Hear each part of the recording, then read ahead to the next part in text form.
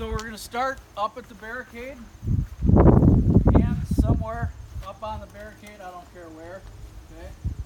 On the buzzer, you're going to move in front of the opening. You're going to engage the first 3 targets in the middle.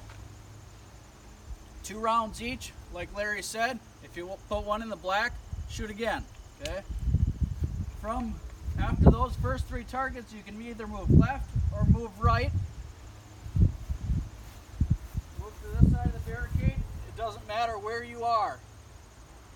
You can come out as far as you need to engage those 3 targets. Engage those 3 with 2 rounds each. Come over and do the same on the left-hand side or vice versa. It doesn't matter which direction you go first.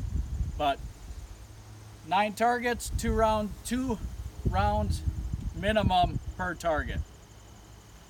Top 2 hits are scored. Questions? Any required mag changes or? 1 required mag change at whatever point you see fit. Alright, and it's gotta be tactical or can you just drop it? Doesn't matter. Let's do it.